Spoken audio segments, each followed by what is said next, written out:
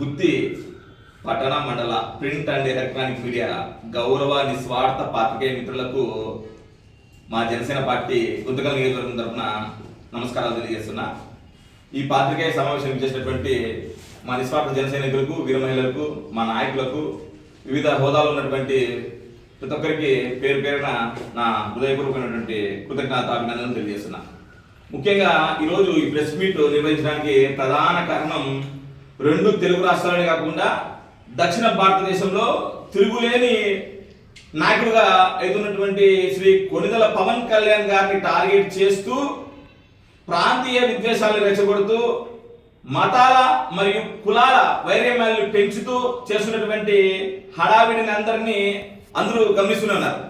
ఈ విషయాలన్నింటినీ ఖండించడానికే ప్రధానంగా ఈ ప్రెస్ మీట్ ని పెట్టదు.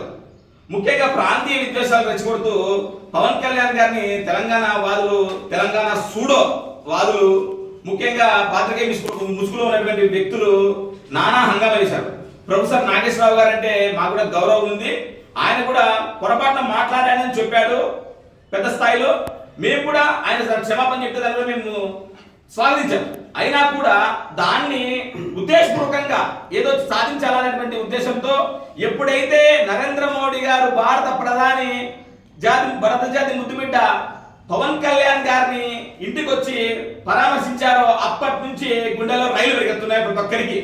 ఎప్పుడైతే ఆయనతో మంచి సత్సంబంధాలు ఏర్పడుతున్నాయే, మా తెలంగాణలో కానీ దక్షిణ భారతదేశంలో కానీ ఎక్కడ వీళ్ళ ఉనికి కోల్పోతున్నటువంటి ఉద్దేశంతో లేనిపోని అపోహలు సృష్టిస్తూ పవన్ కళ్యాణ్ ని టార్గెట్ చేయడం నిజంగా అంటే మేము తీవ్రంగా ఖండిస్తున్నాం. మీకు చెప్తున్నాము, ప్రాంతీయ విద్వేషాలు ఇప్పుడే గుర్తుకొస్తాయా? పవన్ కళ్యాణ్ గారు ముఖ్యంగా కొండగట్ట అనే స్వామికి సుమారు అంటే తిరుమల తిరుపతి దేవస్థానం నుండి 34 కోట్లు తీసుకొని వచ్చినప్పుడు రెడ్ కార్పొరేట్ వేసి మీరే సెల్యూట్ కొట్టి మరి ఆయన స్వాగతం పలికారే. నిజంగా చాలా అంటే రాజకీయాలకు రాకముందే ఆదిలాబాద్ ఏజెన్సీ ఏరియాలలో బోర్లు వేపించి ఆయన వారు తెప్పించినప్పుడు స్వాగతించారే.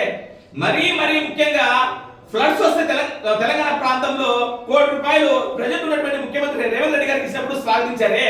అంతెందుకు మా మెగాస్టార్ చిరంజీవి గారు కొన్ని దశాబ్దాలుగా బ్లడ్ బ్యాంక్ పెట్టి, ఐ బ్యాంక్ పెట్టి సేవలన్నీ చేస్తున్నప్పుడు కూడా స్వాగతించారే. ఎప్పుడైతే రాజకీయంగా ఒక పార్టీ మీటింగ్ పెడతారంటేనే మీకు హడలెత్తారా? పొన్నం ప్రభాకర్ కానీ, అనిరుద్ధ్ రెడ్డికి కానీ, ముఖ్యంగా మా తైదక్కల కవితక్క కూడా సూటిగా చెప్తున్నాం. అమ్మా కవితక్క, కరీంనగర్ లో మిమ్మల్ని అనకూడదు.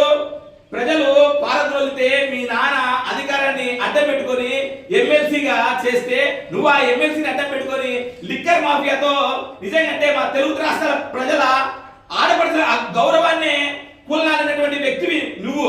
ఈడీ స్కీములు చేసినటువంటి వ్యక్తి మీరు కూడా మా పవన్ కళ్యాణ్ గారి గురించి మాట్లాడతారా?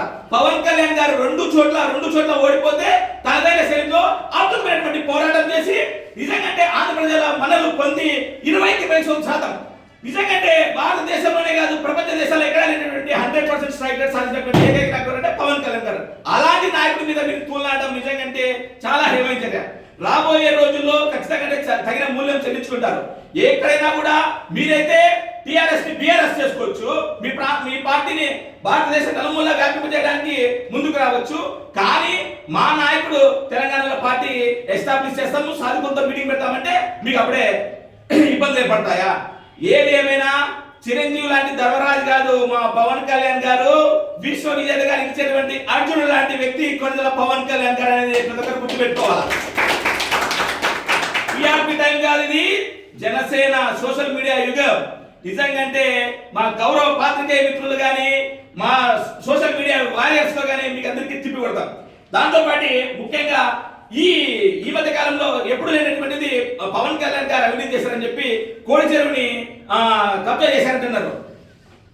హైడ్రా కమిషనర్ గారే సాక్షాత్తు చెప్పారు, కంపల్సరీ చెరువు శిఖం భూముల్ని ఖచ్చితంగా ఒరిజినల్ పట్టా ఇవ్వడానికి అవకాశం ఉంటుందని చెప్పి అంత పెద్ద మనిషి గౌరవప్రదమైనటువంటి ఐపీఎస్ అధికారి చెప్పిన తర్వాత కూడా మీరు మరీ మాట్లాడుతున్నారంటే మీకే వదిలేస్తున్నా. ఏదేమైనా పవన్ కళ్యాణ్ గారిని ఒక కుల నాయకుడిగా చేయడాన్ని నిజంగా జనసేన పార్టీ తీవ్రంగా వ్యతిరేకిస్తుంది. మా పార్టీ విధానమే కులాలను కలిపే ఆలోచన విధానం, మా మూల సిద్ధాంతం.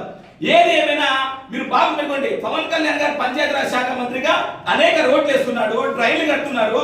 ఇవే కాకుండా వైవిధ్యమైనటువంటి సంస్కరణలు తీసుకొస్తున్నాడు. ఆ సంస్కరణలు తీసుకొస్తే దేశవ్యాప్తంగా కూడా గుర్తింపు వచ్చి కేంద్ర ప్రభుత్వం కూడా సుమారు 29 అవార్డులు ఇచ్చింది. ఈ రోడ్ వేస్తే ఒక కులం నడుస్తుందా? దాంతో ముస్లింలు, హిందువులు, క్రైస్తవులు అందరూ నడుస్తారు. ఎప్పుడే కానీ ఒక కులానికి ఆపాదించడం కరెక్ట్ కానే కాదు అని చెప్తున్నా. పవన్ కళ్యాణ్ గారి పిలుపుని అందుకొని అనేక మంది సేవా కార్యక్రమాలు చేస్తున్నారు. ఆ సేవా కార్యక్రమాలు ఓన్లీ ఒక కులానికి అందుతున్నాయా? ఇది మటుకు చాలా చాలా హేమైన చర్య. పెద్దలు, గౌరవనీయులు ఈ మాటలు మాట్లాడినటువంటి కుల రాజకీయ నాయకులని ఖచ్చితంగా మీరు ఏదో ఒక డిఫరెంట్ వైసీపీ ట్రావెల్ పడుతుందని చెప్పి మా అందరి అనుమానం. ఖచ్చితంగా పునరాలోచన చేసుకొని రాబోయే రోజుల్లో ఖచ్చితంగా మళ్ళా తిరిగి నిస్వార్థ నాయకుడు కొనల పవన్ కళ్యాణ్ గారికి అండగా నిలుస్తారని చెప్పి మేము భావిస్తున్నాం. ఏది ఏమైనా రాబోయే రోజుల్లో శ్రీ కొనల పవన్ కళ్యాణ్ అనేటువంటి వ్యక్తి తిరుగులేని నాయకుడిగా ఎదగడం తథ్యం. దానికి మనస వాచ కర్మణ నిస్వార్థ జన సైనికులు కొదవ సింహలాగా పనిచేయడం తథ్యం. కాదు గీదు అని చెప్పి మీరు రోజు ఇట్లాంటి రెక్కలు వేస్తే తగిన భారీ మూల్యం తెలుసుకుంటాం. ముఖ్యంగా చెప్తున్నాం, పవన్ కళ్యాణ్ గారిది రాజకీయ హుందా వైఖరి.